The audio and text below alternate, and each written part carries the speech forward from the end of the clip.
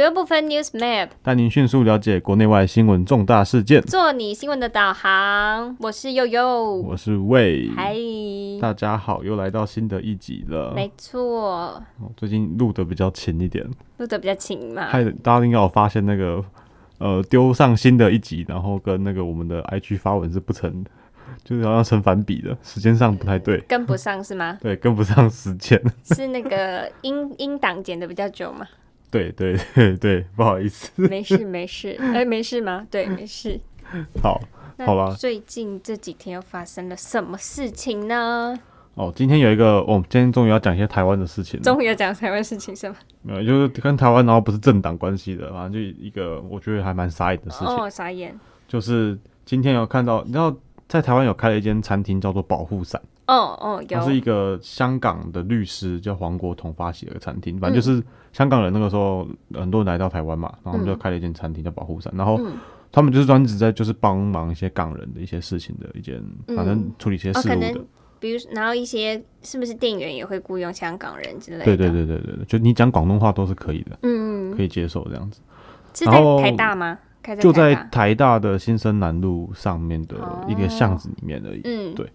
然后反正这间餐厅呢叫保护伞，然后他今天中午的时候呢，他有一个人就戴着黑色头套，然后就是反正全身都包得很紧，然后戴口罩，看不出那是谁。然后冲进去餐厅里面呢，然后朝着店长跟餐厅的柜台直接泼了鸡粪，这样子。好扯哦，鸡粪，好扯哦。他泼鸡粪，是鸡的便便的一个部分。对，鸡大便。对，鸡大便。好恶哦。对，我应该没看错是鸡粪，没有错。然后他就这样泼了之后，然后就马上逃走，所以也没有人找到他，也看不到他是谁，这样子。然后这件事情就很傻眼。那简单讲就是，这样子，他那个这样丢下去，其实不是只是泼这样子而已的动作，因为你这样子泼进去之后，你刚好变成说那个柜台啊，跟你后面的很多厨房的地方都会泼到。其实还蛮餐具什么之类，吃饭的地方。对，其实他泼的还蛮大力的，他就是针对厨房这样子泼，然后所以你很多东西被用到之后，你基本上全部都得报销掉。就全部都你都要换，食物之类都要换啊。对，全部都要换掉，所以就导致他们今天不能营业以外，也造成了蛮大的损失。中午对，中午而已，就是刚发生没多久。然后这件事情就也马上报警了嘛，然后当天现场也有客人，然后也都有吓到这样子。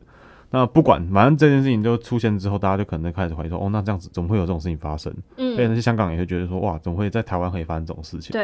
对，然后接下来有很多人开始出来就是声援啊，像是林隆基，然后有我们的立委，哪一个党的？不是立委，时代力量。黄国昌吗？不是时代力量，他已经退党了，忘记了，黄捷啊。黄捷，高雄市议员黄捷，对。然后还有那个台北市政府也有出来谴责这件事情。反正现在就是警察正在全力的缉拿这个犯人，这样子。好扯，让我想到那个，你知道那个前一个月不是在那个信义区街头，是有一个女生坐在路边，然后就莫名其妙被一个男子泼。也是泼。最近大家很喜欢泼这种东西。然后那件事很好笑，是我记得有2个亮点，一个是那个女生，就是我有看那个照片就很恶嘛，就是被泼屎这样。对，就是她坐在那个信义区的那个石头上面。对。然后听说那个人是拿着罐子，就是一个什么。铁罐，然后装在里面，然后就往他头上倒这样子。然后就是第一个就是那个女生反应就是很淡定，就让人觉得很惊艳。就觉得说，她怎么就是一般的人不是吓傻了吗？但她就很淡定，就是在擦，然后路人就帮她买水，帮她清，这样。是这样，经历过很多次的。不知道，但我觉得真的蛮厉害，那个女生心理素质很强大。但第二点没有马上崩溃这样。第二点听说那个很吓的事情是那个有直播平台看上他。对，你有看到那个事情？有，我那时候还跟别人讲说，我那个事情结束之后，就那个女人马上被往直播平台牵走了，超屌的。突然想到，很瞎。对，然后大家不要乱泼粪啊，无聊真是的，很扯拿去当肥料还比较好。所以你会觉得是谁会做这种事情？大家现在所有的就是有被访问的人也好，或者是网友们也好，大家都觉得就是一定是觉得是亲中人士嘛。但是我觉得在此要严正声明一下那个大家不要用这种词汇，要说是亲共人士才对。对，就很多中国人也是很讨厌共产党的，然后不要把他们也同化成共产党。中国不等于中共。对对对，所以应该是亲共人士才对。所以其实台湾是一个民主自由的地方，那当然有些人还是会有言论自由。对，言论自由，他支持共产党 ，OK， 那没有关系，那就让他们去支持，因为反正我们是个言论自由社会嘛，本来就会这种事情是可以容忍存在的，没有错。但是泼粪这种事情我觉得非常的不 OK。我觉得触及到就是人身对，这已经是人身攻击了，对，没错。所以也是希望赶快警察可以把他抓到。反正我们现在因为刚发生没多久而已。哦。好，那当然讲到中共了嘛，这件事情讲到中共，那这几天好像听说加拿大原本一直就是没有在对这件事情对中共的事情发生的加拿大，就比较软性的啦。那现在突然这几天好像突然变强硬了，是吗？就是好像礼拜几啊，14号吗？是加拿大跟中共的建国50周年，建交50周年，很棒哦！杜鲁道总理杜鲁道出来，不是建交应该庆祝什么的吗？对对对，没有，他这次就是硬起来了。他就在建交上的那个记者会上面，对对对，直接硬起来。他就说，就是中共是胁迫式外交，然后开始谴责说香港施加镇压，然后维吾尔族拘留集中营的事情。然后另外还有一个就是大家知道那个孟晚舟事件。孟晚舟事件，对，就是华为的那个。就是华为违反美国对伊朗制裁，反正就是有一些关系啦。然后那时候孟晚舟就是入境加拿大之后，就马上美国政府迅速的用一些方式就把他扣留在加拿大，然后就把他引渡来美国。然后这样子，所以中共他就为了报复，所以他就莫名其妙在加拿大直接抓了2个加拿大人，在中国抓了2个加拿大人。对，所以杜鲁道他也这次就也出来讲这件事情，呼吁中共赶快放人。所以这跟中共做好朋友是很危险的。就没错，就跟一个黑社会当朋友，真的他应该很后悔，就是建交还有50周年记者会的部分。不过这也可以看出，就是蛮多国家已经真的开始就是有不是慢慢表达，是越来越多国家真的都走出来，然后开始强硬的表态这件事情。对，然后最近我们一直讲欧洲嘛，各国，然后又亚洲，然后蓬佩奥、加拿大虽然一直来都是美国的好朋友，但是以前都没怎么讲话，最近就是很强硬。加拿大感觉是一个很温和的族群吗？很温和吗？好，也是，好像是这样子，没有错。不是之前那个就有对比说什么，好像是 Black Friday， 就是那个抢。黑色星期五都会那折扣抢，然后就比较什么美国人啊、加拿大人之类的，可能美国人就哇这样冲过去，然后加拿大好像就慢慢走，对，比较优雅这样。OK， 反正现在 whatever 就触及到人权，那难怪美国比较强大，各种都很对。反正现在加拿大就杜鲁道这次就是很强硬的，不错啊，很好啊，很棒啊，很棒，对啊。真的很棒啊！好啊，这样反正让各国都发生了嘛。但是现在呢，反正就有一个很奇怪的事情又出现了。我们前几天才讲说，在联合国人权理事会上面，莫名其妙重新改选席次，结果中共拿了席次，俄罗斯拿了席次，古巴拿了席次，反正这些就是一天到晚就是危害人权、破坏人权的国家都拿到席次了，莫名，真的是莫名到极点。俄罗斯如果大家不知道他为什么的问题的话，就是俄罗斯最近有一个什么他们的抗争的，他们在国内的一些抗争者，反正就是反抗那个普丁的就是一些社运分子吧。反正好像听说是被神经毒气给，就是用一些就这种道具给，是不是那个反对党？对，反对党的领袖之类的，反正就被神经毒气给弄死了。对，然后反正一开始俄罗斯是拒绝承认这件事情的，但后来这件事情好像有被国际的一些其他专家还有其他国家承认，的确是被神经毒气毒死的，所以后来就不知道，反正后来我觉得好像是不了了之啊，因为后续也没什么报道，他就醒来了。但是重点在于就是这件事情好像感觉跟人权是有关系的，反正就是，然后他就入选了联合国人权理事会。那时候白俄罗斯有抗争的时候，普丁一直就是好像有点帮白俄罗斯讲话的感觉。对，就是白俄罗斯他那个就是什么黑箱选上。反正那个地方就是对普丁来讲，那个地方是他的领土之一啊。白俄罗斯的总理就是对，好朋友，对，好朋友们，对，不管重点在于是就是反正这些危害人权的国家选上联合国人权理事会，我们上次讲过嘛。但最近又出现更好玩的事情，又更扯的事情了，就是联合国呢准备要开创一个就第一个大数据中心。哦，听起来很厉害。他听到就很厉害，反正大数据最近正夯正红嘛，对不对？但是其实大家也要知道一件事情，大数据会夯会红，好像也都是因为中共的关系引起的。对，应该说中共一直以来都重点在发展大数据，为什么？因为在监控人民身上，监控一些数据啊等等。没错。对，像大家都知道，你看他们每天，他们很厉害，他们微博每天发了这么多文，下面有这么多不好的言论，都会被删掉。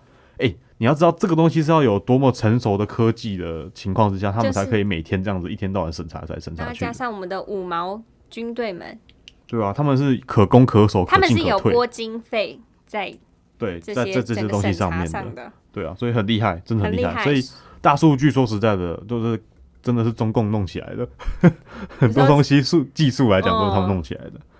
好，那现在联合国要建首个大数据中心，对，也是要对抗中共，对不对？我不确定是不是，但重点是他这次要建的这个数据中心，竟然是建在中国。哇哦！然后他只是把它设在那个会址设在大陆。然后这件事情就被大家抨击啊，就说哇，就是你明明是一个，就是大家都知道中国大陆是一个，就是叫做中共统治之下，然后网络审查、言论自由都不平等的一个地方，结果你竟然要在那个地方建大数据中心，而且联合国建的大数据中心，代表你会拥有很多其他国家的一些数据资源嘛，对不对？那你这些数据资源，你最后都要流到中国杭州去，那你不代表的是所有的国家都被你中国监控了吗？还是他们就不演了？他们想说，反正你设在哪里，最后都还是会流到中共那边，那就直接升到中国啊。我不知道，反正就很扯啊。应该说这是他们规划好的。他们规划好的。那为什么说是规划好的呢？这个时候慢慢跟大家讲一件事情是这样子的，是这一次他们要签这个大数据研究中心，要把它设置在杭州，是有2个人出来签署这个条约。就那这个人呢，一个是中国官员嘛，他要出来跟代表联合国来签嘛。然后一个是代表联合国的官员来签嘛。结果很好笑的事情是呢，就是反正一个人是中国的国家统计局局长。叫宁吉吉，然后另外一个是联合国的经济社会事务的副秘书长，然后他的名字叫做刘正明。你发现一件事情2个人的名字都是姓刘，都是中国人啊，都是黄人。然后那这个是什么意思呢？就是这2个其实都是中国人。然后他们两个过，然后他们2个签署了这个条约，然后就在上海会晤，然后签署了一个备忘录，叫做联合国国家统计局大数据研究所。所以他们是要研究什么？就是各种联合国的资料都可以由这边去做整理。应该说他们就是存放这些资料的地方，这样子。好，那所以你可以了解这件事情，就是说其实就是根本就是中国应该说中共控制的一个委员会底下做这件事情，然后再来就决定把大数据中心设在中国杭州。所以一切都是自导自演。自己的安排，因为都是自己人，就是自己人在的位置上。我觉得有点黑箱吧，也没有什么投票之类的啊。算是啊，对啊，因为都是自己人。好，然后这件事情一出来之后呢，就有人开始讲说，就是其实很好笑的事情是，就是联合国总部，应该说联合国在2007年以来，就是一直都是有经济社会事务部，就刚我们讲那个部门，就是签约那个部门，它一直从2007年以来到现在都是由中共官员领导的。就是由那个刚讲的叫刘正明，然后刘正明呢，他以前是中共外交部的副部长，所以其实他拥有很大的权限，以前在中共在当官的时候就有很大的官位了，然后现在又跑来当联合国的经济社会事务部的领导官员，对，所以代表说这整个部门基本上都是由中共控制的。就是啊，就是那个怎么讲，就差没有冠名而已。对，真的是就差没有冠名，基本上。因为现在那个 WHO 都改成 CHO 了，联合国是不是也要改个什么 CN 之类的？真的，我真的应该说，最近就有很多人在讲嘛，说川普如果选上总统的话，可能自己来组一个新的联合国。对，就是，然后拜托因为真的实在太扯了，把台湾纳入，谢谢。对，反正好，让人民期待。那除了这个以外，还有很多。那这还有一件事情，就是说，因为联合国大家都要被批评，就是中共最近越来越渗透在里面嘛，然后。就有人出来批评指说，就是联合国当初也很支持习近平的一带一路的政策，因为当初联合国秘书长他叫做古铁雷斯，他去年就有出来称赞一带一路这个东西跟联合国的可持续发展目标是很有紧密联系的一个东西，是一个政策这样子。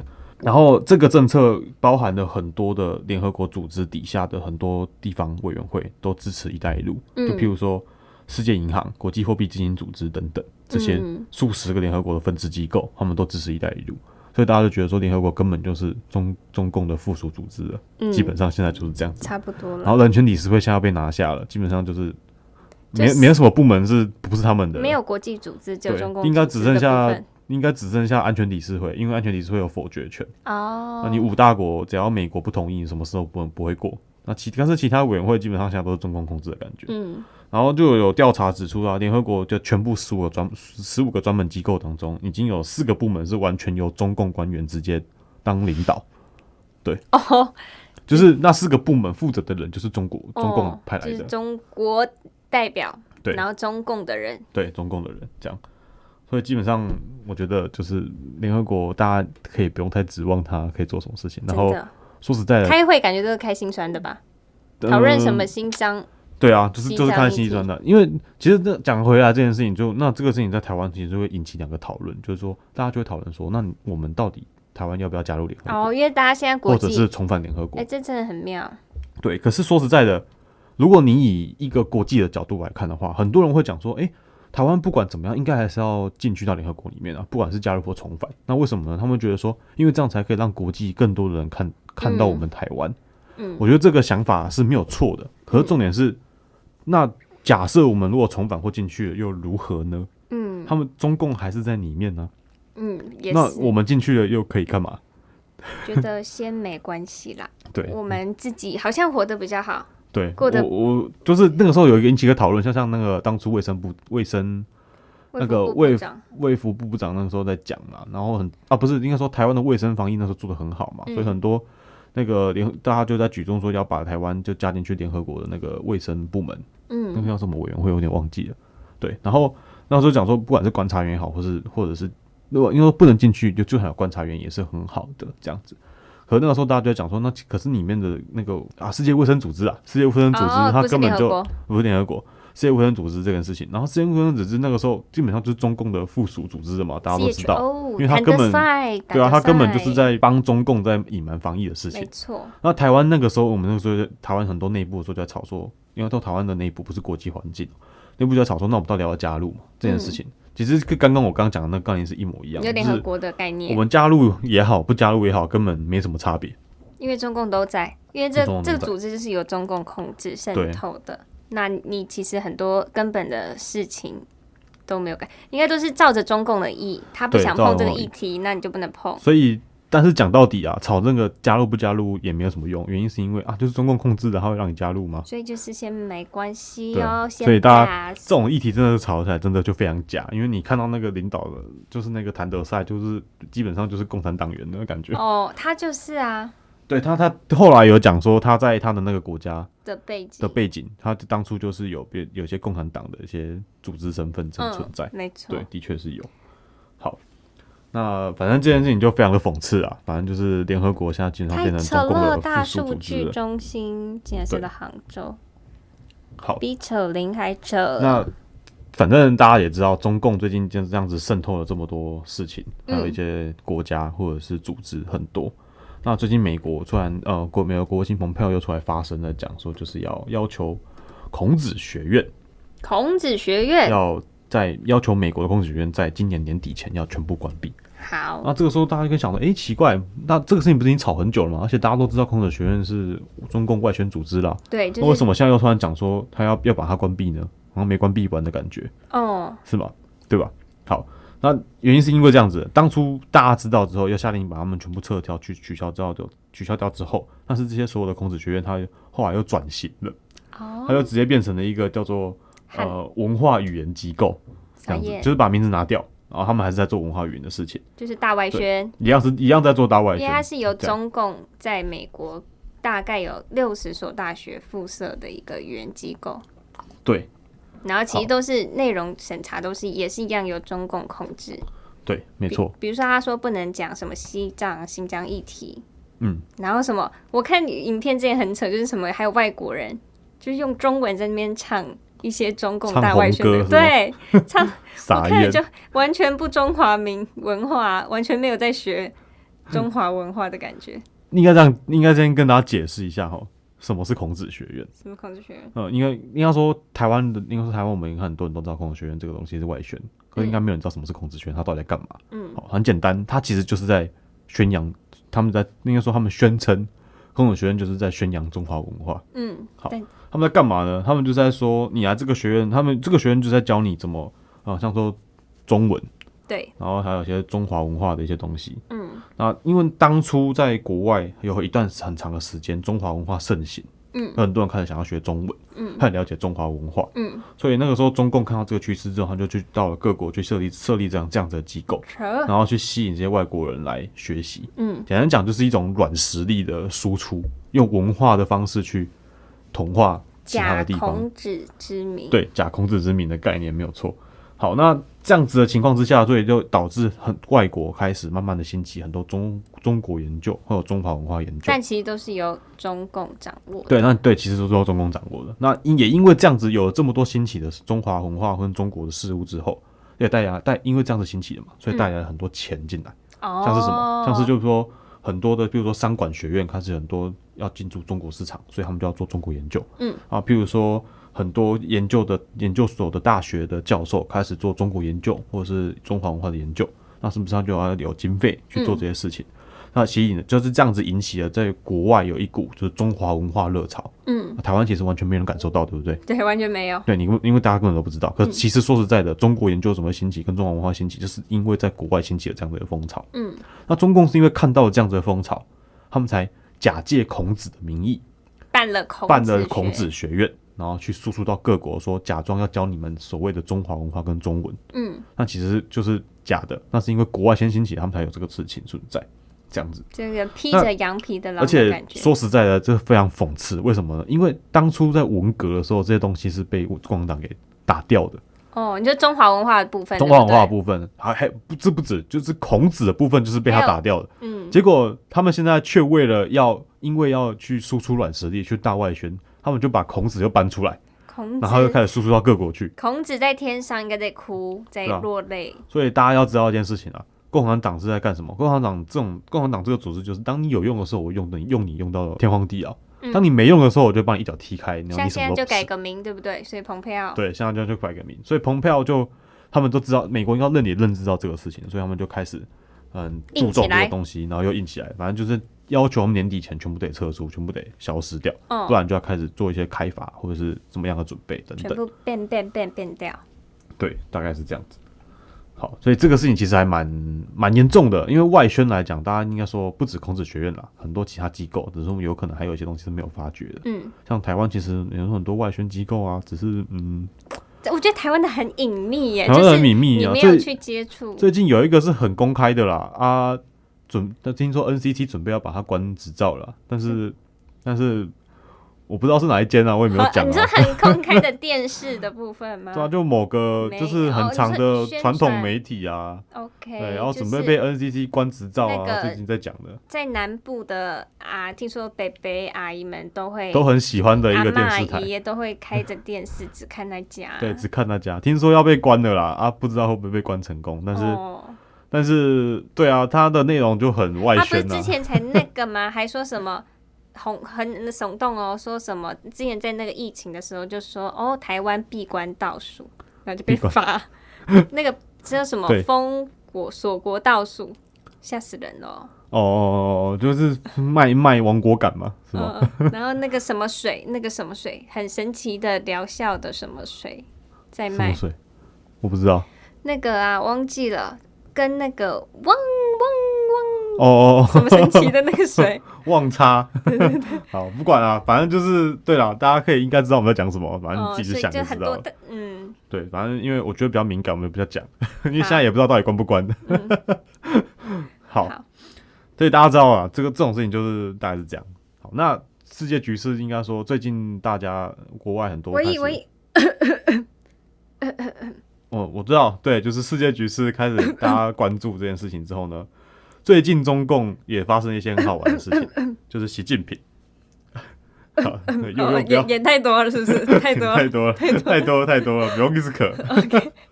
好，就是习近平最近干嘛呢？他最近走了一个南巡路线。南巡南巡他就是开始在模仿活动了，是不是？不是，这是模仿当初邓小平在做的事情。邓小平当初在87还是80几年的时候，反正就是在那个年代的时候，他们做一个南巡。那南巡在做的事情就是他做改革开放跟经济开放。然后就是反正这是一个经济的，就是步骤。但是不是在转移焦点啊？转移不算是转移焦点，它是不算是转移焦点。那习近平现在在做这个事情是一样，他就把它做南巡。那一样，他要做的事情其实就是他要到深圳去。原因是因为什么？因为香港最近因为国安法通过之后呢，香港现在很多外资流失，所以他们想要用深圳来取代香港，成为下一个中国可以有的一个经济的一个对外实体。对，那当然你可能做不到，我是觉得做不到了。好，那习近平这次就是南巡到深圳出访，然后去那边开始讲话这样子。然后就是他出席了这个深圳经济特区建立40周年庆祝大会，反正就是想要用深圳来取代香港的一个大会。然后这个讲话，他在一开始发表讲话讲了52分钟，这个字词非常的相当的长。他还讲了什么？他是不是有那个做观光大使宣传？没有，他是讲完之后他有去讲。对，然后呢，他在这个讲话52分钟当中，中间还停顿了3次，然后在结束的时候呢，就开始疯狂咳嗽，就是这样子，就跟我刚刚一样吗？对，然后捂嘴，然后那个电视有转播画面的，然后他一咳嗽，然后电视就转画面，他一咳嗽，电视就转画面，超好笑。然后结束之后呢，他开始一直喝水，喝水的时候还那个录音，他们那个录音还有录到他喝水的声音。切画面不打紧，但是声音还有，他一直会他在吞水的声音这样子。徐大大，您还好吗？对，最近健康状况如何？感觉好像不太好了。青岛那边的疫情如何了？就上集我们讲到的青岛疫情，对，有迹可循的事情是这样子，就是他。这件事情这样出现之后，然后官媒又这样子爆出来之后，大家外界开始猜测是不是习近平健康状况不太好？是不是他有没有可能感染了武汉肺炎？是不是这样子呢？对不对？然后大家就开始就是热议这件事情。那有迹可循的事情是，他这次南巡的时候有见了林郑月娥。林郑月娥呢，又听说他在见习近平的前几天，他去听了一场音乐会。就音乐会去听的时候的上面的表演者嘛，有人就后来确诊的武汉肺炎。然后所以林郑月娥是一个潜在可能性的，就是感染者。然后他后来又跟习近平见了面，常抓第2排，对不对？他就去深圳参加那个，对，他也去参加这个，所以习近平也变成了，就是如果说假设林郑月娥是可能性的感染者的话，他去见了习近平，然后习近平就变成了可能性的感染者。好，这件事情就蛮好笑的。那为什么会这样讲呢？是因为大家会这么去猜测这件事情，是因为他们预计原本公开行程说他来深圳要来6天，结果那天咳完之后，然后又去参访了一些地方之后，结果他第3天就马上回去北京了。然后就很莫名，因为他是突然改行程，然后突然的回去，所以大家就很开始热议说，哇，那是不是真的习近平你发生什么事了？是不是真的确诊武汉肺炎了？大家不都说那个川普都中了，那习近平也要中一下，是不是？好，那是大家，我觉得讲到川普，我觉得有件事情可以提一下，这应该是蛮好玩的事情。就是我觉得很多人的爸妈，如果他们都不理解，你可以拿这件事情来跟他们聊聊这个概念。习近平今天你看他一咳嗽，然后我们外面的媒体们这样子报道，就说你看习近平咳嗽，他可能感染武汉肺炎，对不对？外面媒体这样报道。可是你反观看中国大陆里面的媒体或中共的官媒，有人这样报道吗？没有，他反而是刻意的去隐蔽习近平有好像咳嗽、身体不好这件事情。是不是还推广了什么深圳的大饼？对，他反正就是推广了深圳的观光，还有潮州等一些地方。对，但是我觉得要讲的事情是很好玩的事情，是你反看川普，他当初身体一不好，大家都报啊，马上变成了媒体的焦点，然后媒体马上，这是基本在自由民主国家。说对，我要讲的事情就是这样子，就是民主自由的国家，当一个你的领导人生病了或感染了，媒体会蜂拥而至的去把焦点关注在他身上，民生都会很关注，然后也会影响到那个国家经济，就是一定要就是公开透明的去让民众了解。对，然后你看媒体下一步是什么？关注完之后，下一步就说，你看总统到底有没有什么身体健康报告？然后有没有什么其他什么措施举措要干嘛要怎么样的？这是民主自由国家会做的事情。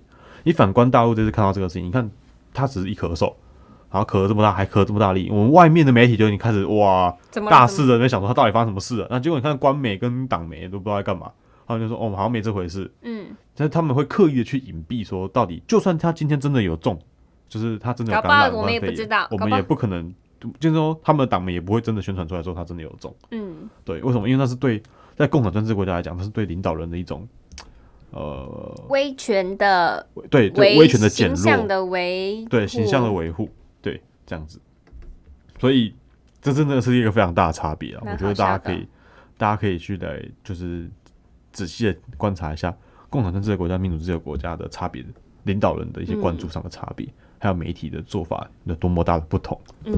对，大家都会说什么一定那个人这么多，一定要用专制来控制，根本没有这种事情。对，没错。好啦，反正习近平有可能中武汉肺炎啊，有可能吗？有可能啊，喂，大胆预测是不是？有可能，因为他都这样子了，他都没戴口罩对，前排都没有，不止他，就那个大会上面下面所有人都戴口罩，就前排上面都没有戴口罩，所以上面全部都是可能性武汉肺炎感染者。好，那不管。除了习近平可能感染武汉肺炎，那最近我们有发现国际形势上面武汉疫情的情况好像越来越严重了。那上次我们讲到山东青岛，就是明明就在9月就通报说可能有危险，但还是11长假让人民出去拍拍照。